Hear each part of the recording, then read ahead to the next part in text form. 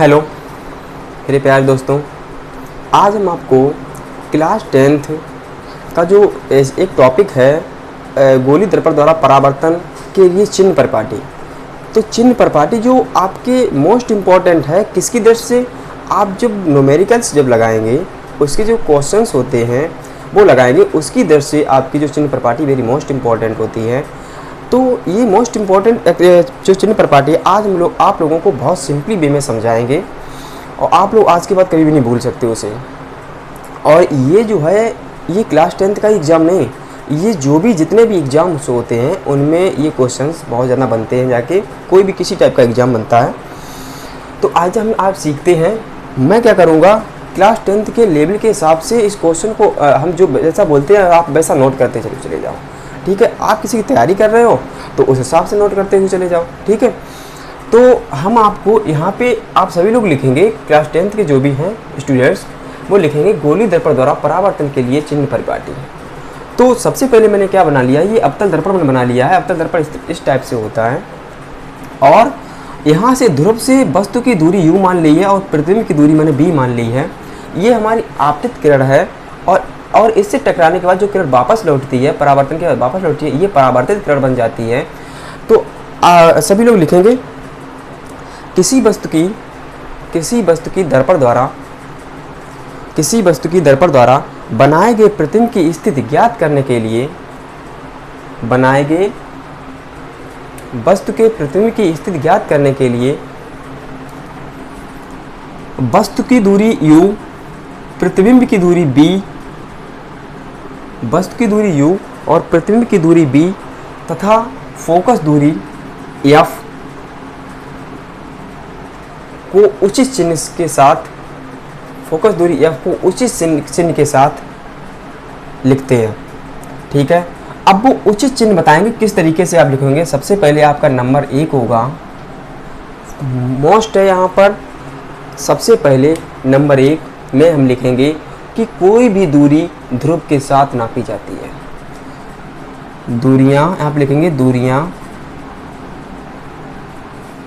सदैव ध्रुव के साथ या ध्रुव से नापी जाती हैं या ध्रुव के साथ नापी जाती हैं। ठीक है, सेकंड आपका पॉइंट होगा, कोई भी दूरी होगी वो ध्रुव से ही नापी जाएगी। देखो यहाँ से ध्रुव से हमने नापी है वस्तु की दूरी u और ध्रुव से ही प्रतिबिंब की दूरी मैंने नापी है, कितनी है b। सेकंड पॉइंट आपका ये होगा कि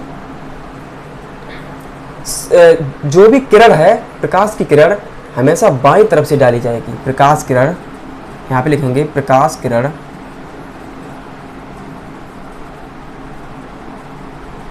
बाईं तरफ से डाली जाती हैं। ये सदैव हमेशा ये बाईं तरफ से ही प्रकाश की किरणें डाली जाती हैं। प्रकाश की किरणें हमेशा बाईं तरफ से डाली जाती हैं। उसके बाद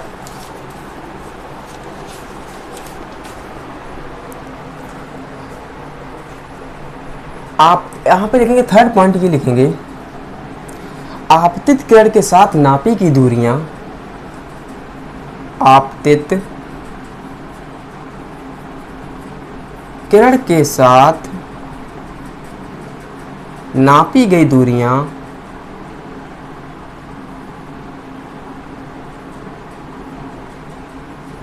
धनात्मक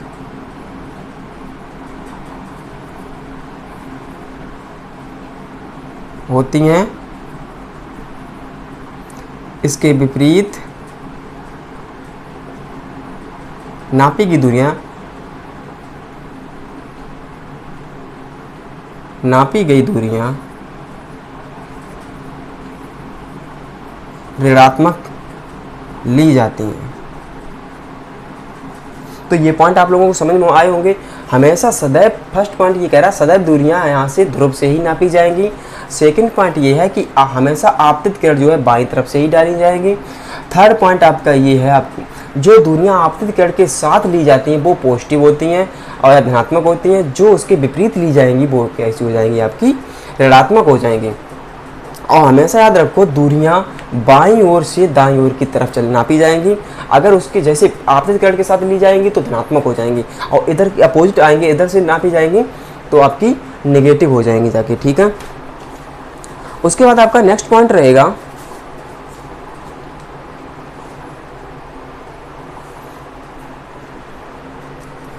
आपका लास्ट पॉइंट है, और यही वेरी मोस्ट इंपॉर्टेंट भी पॉइंट है। वस्तु तथा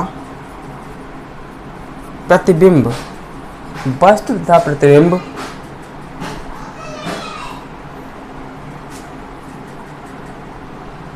की मुख्य अक्ष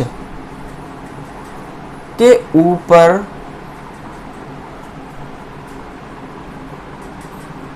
दूरियां धनात्मक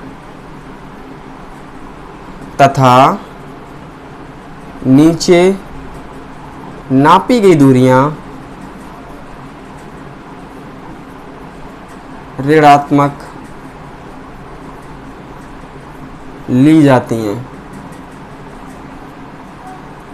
इसका मतलब यह है कि मुख्य अक्ष के जब ऊपर दूरियां होंगी, वो अगर ये आपकी वस्तु की दूरी है, अगर ऊपर नापी मुख्य अक्ष से ऊपर है तो ये धनात्मक हो जाएगी, और ये प्रतिबिंब नीचे की ओर बना हुआ है मुख्य अक्ष से तो ये ऋणात्मक हो जाएगा, ठीक है। बहुत ही सिंपल वे में यहाँ पे समझना है आप लोगों को, कोई कठिनाई नहीं होगी यहाँ पे।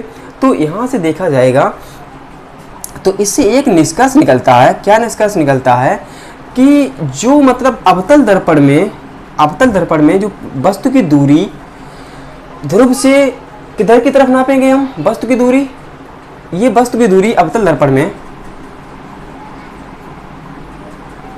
जो मुख्य पॉइंट है वो हम बता रहे हैं।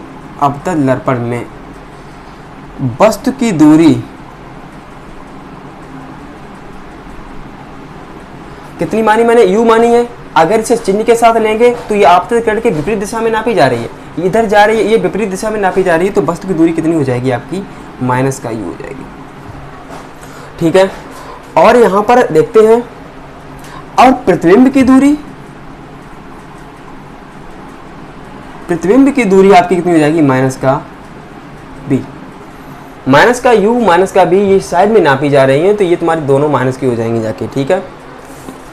अगर इसकी फोकस दूरी की बात की जाए तो फोकस दूरी आपकी जो f है यहाँ से लेकर यहाँ तक स्मॉल f, अगर फोकस दूरी अगर यहाँ पे देखा जाए फोकस दूरी के बारे में तो ये माइनस का f बन जाएगी जाके।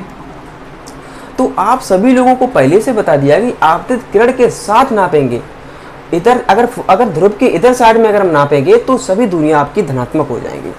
इधर साइड में अगर नापेंगे तो ध्रुव के इधर मतलब डेढ़ लेफ्ट साइड में चल रहे हैं तो आपकी दूरियां जो हो जाती हैं वो नेगेटिव हो जाती हैं। अवतल दर्पण की फोकस दूरी इसी वजह से आपकी हमेशा ऋणात्मक होती है। आप सभी लोगों को एग्जाम में बहुत बार पूछा गया कि अवतल दर्पण की फोकस दूरी कैसी होती है, तो अवतल दर्पण की फोकस दूरी ऋणात्मक होती है। उसके बाद में अगर वस्तु की दूरी आपकी जो मतलब नापी गई है यहाँ से लेकर यहाँ तक, अगर वस्तु की लंबाई भी नापें, लंबाई अगर मान लो ये है, ये ए और बी है, अगर वस्तु की लंबाई ए बी है, ये तो वस्तु की दूरी है ध्रुव से दूरी। अब वस्तु की लंबाई अगर नापें हम,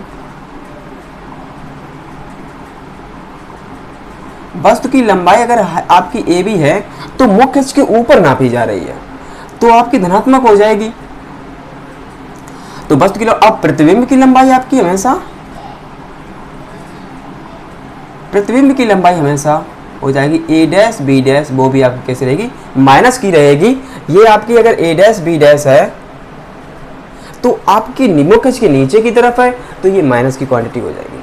आप लोगों को ध्यान देना है कि ये 4 पॉइंट आपके जो लिखवा दिए गए हैं, दूरियां सदैव ध्रुव के साथ नापी जाएंगी और दूरियां प्रकाश की किरण की बाईं तरफ से, मतलब ये प्रकाश की किरण जो है बाईं तरफ से डाली जाती है, और जो दूरियां होती हैं आपतित किरण के साथ नापी जाती हैं, और दूरियां जब धनात्मक होती हैं, आपतित किरण के साथ नापी जाती हैं वो धनात्मक होती हैं, और आपतित किरण के विपरीत अगर नापी जाती हैं वो दूरियां ऋणात्मक होती हैं। तो आप सभी लोग जानते हैं कि अवतल दर्पण में केवल एक कंडीशन ऐसी होती है जिसमें प्रतिबिंब आपका कैसा बनेगा, सीधा बनता है, आभासी बनता है और बस से छोटा बनता है। वो कहाँ पे बनता है, फोकस और ध्रुव के बीच में बनता है। तब एक कंडीशन अवतल दर्पण में ऐसी होती है कि एक कंडीशंस ऐसी होती है अवतल दर्पण में कि प्रतिबिंब आपका पॉजिटिव भी हो जाता है, पॉजिटिव भी हो जाता है, ए डैश बी डैश जो है पॉजिटिव भी हो जाता है, वो एक कंडीशन होती है आपकी। तो इसमें प्रतिबिंब जो होता है उस प्रतिबिंब की लंबाई पॉजिटिव और नेगेटिव दोनों हो सकती हैं अवतल दर्पण में, लेकिन वस्तु की लंबाई हमेशा पॉजिटिव होगी। प्रतिबिंब की लंबाई पॉजिटिव भी हो सकती है, नेगेटिव भी हो सकती है, ठीक है, क्योंकि उसका एक प्रतिबिंब यहाँ पर बनता है जाके। एक कंडीशन ऐसी होती है जो प्रतिबिंब यहाँ पे दर्पण के पीछे बनता है, वो कैसा बनता है, सीधा बनता है, आभासी बनता है और बस से छोटा बनता है, ठीक है। तो इतनी कंडीशंस आप लोगों को समझ में आ रही होंगी, ठीक है। इसके बाद आपको अब आप लोगों ने अवतल दर्पण के बारे में सीख लिया है। अब हम आप लोगों को उत्तल दर्पण के बारे में बताना चाहेंगे, ठीक है। अब आप लोग क्या करेंगे, अब देखेंगे उत्तल दर्पण में क्या होता है। उत्तल दर्पण इस टाइप से बना होता है, आपका जो दबी हुई सतह से आपके कली कर दी जाती है और बाहरी सतह से परावर्तन होता है। और इसके उत्तल दर्पण के लिए ये पॉसिबिलिटी दोनों के लिए समान ही होती है, ठीक है, ये कंडीशन समान होती है। उत्तल दर्पण में क्या होता है, ये वस्तु जो तुम्हारी, देखो हमेशा दूरियां जो है आपतित कण के साथ ही नापी जाती हैं। तो ध्रुव यहाँ से है तो इस साइड में हम अगर दूरी नापेंगे ध्रुव के साथ ही नापी जाती हैं। तो अब देखो ये दूरी अगर नापेंगे तो ये वस्तु की दूरी तो उसमें भी उत्तल दर्पण में भी क्या हो जाएगी, माइनस की हो जाएगी। और वस्तु की दूरी जो है वो वस्तु की दूरी इसमें भी आपकी क्या हो जाएगी, माइनस हो जाएगी। प्रतिबिंब की दूरी देखिएगा आपतित कण के साथ नापी जा रही है, तो प्रतिबिंब की दूरी इधर, हाँ, प्रतिबिंब की दूरी ध्रुव के आगे नापी जा रही है, यानी आपतित कण के साथ नापी जा रही है। तो यहाँ पर प्रतिबिंब की दूरी प्लस का भी हो जाएगी जाके। और फोकस दूरी भी देखिएगा, ये मतलब आपतित कण के साथ नापी जा रही है, तो फोकस दूरी यहाँ पर भी पॉजिटिव होगी। उत्तल दर्पण में फोकस दूरी पॉजिटिव होती है। तो वस्तु की लंबाई यहाँ पे देखिएगा मुख्य अक्ष के ऊपर नापी जा रही है, तो पॉजिटिव होगी। और जो ये आपकी जो प्रतिबिंब की लंबाई है ये मुख्य अक्ष के ऊपर नापी जा रही है, यहाँ पर भी कैसी हो जाएगी, ये पॉजिटिव हो जाती है। तो इसका मतलब है उत्तल दर्पण की फोकस दूरी पॉजिटिव होती है और प्रतिबिंब भी आपका मुख्य अक्ष के ऊपर बनता है, इसलिए ये इसकी लंबाई भी धनात्मक चिन्ह के साथ ली जाती है। इतना आप लोगों को कंप्लीट हो गया होगा। देखिए यहाँ से सभी लोग देख भी सकते हो कि ये ऊपर चिन्ह बन रहा है, इसका प्रतिबिंब देखो। उत्तल दर्पण में दो ही कंडीशंस होती हैं, या तो वस्तु है अनंत पर होगी या वस्तु मतलब अनंत और ध्रुव के बीच में होगी। दोनों मतलब एक कंडीशंस में ये जब अनंत पर होती है तो फोकस पर प्रतिबिंब बनता है, और जब उनको दोनों के ध्रुव और अनंत के बीच में होती है तो उसका प्रतिबिंब बनता है फोकस और ध्रुव के बीच में। और दर्पण के पीछे ये दोनों कंडीशंस में दर्पण के पीछे ही प्रतिबिंब बनते हैं, ठीक है। इसके बाद हम आप लोगों को बताने जा रहे हैं, नेक्स्ट आपका टॉपिक होगा आवर्धन, या फिर उससे पहले आप लोग सीखेंगे गोली दर्पण का सूत्र। गोली दर्पण का सूत्र क्या होता है उसकी चर्चा करेंगे सबसे पहले। देखिएगा, अगर दर्पण का सूत्र आपका होता है 1/f = 1/u + 1/v, तो आप उससे पहले थोड़ी यहाँ पे कॉन्सेप्ट यहाँ पे लिखते हैं। तो क्या लिखेंगे, गोली दर्पण में अगर वस्तु की फोकस दूरी f, गोली दर्पण में वस्तु की फोकस दूरी f तथा वस्तु u दूरी पर अगर यदि वस्तु रखी है और उसका प्रतिबिंब b दूरी पर बनता है, तो उसके लिए दर्पण का सूत्र 1/f = 1/u + 1/v होता है। और इसी सूत्र में अभी मैंने जो चिन्ह परिपाटी बताई हैं वो इसी सूत्र में हम अप्लाई करेंगे, ठीक है। उसके बाद में आपका आता है आवर्धन। आवर्धन इसे m से डिनोट करते हैं, आवर्धन को m से डिनोट करते हैं, इसे बोलते हैं मैग्निफिकेशन। आवर्धन को बोलते हैं मैग्निफिकेशन।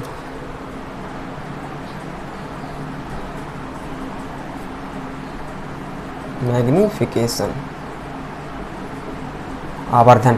और आप लोग जो आवर्धन होता है, वस्तु का जो आवर्धन होता है, या आवर्धन इक्वल हम लिखेंगे, इसका फार्मूला होता है m, यहाँ पे लिखेंगे हम प्रतिबिंब की लंबाई। देखो कोई चीज़ हम रटेंगे नहीं, प्रतिबिंब की लंबाई i और वस्तु की लंबाई उसे o से रिप्रेजेंट करते हैं। देखिएगा, अब आवर्धन का अगर कोई आवर्धन का आपको मतलब किसी आवर्धन की परिभाषा पूछे तब क्या बताओगे? गोलीय दर्पण में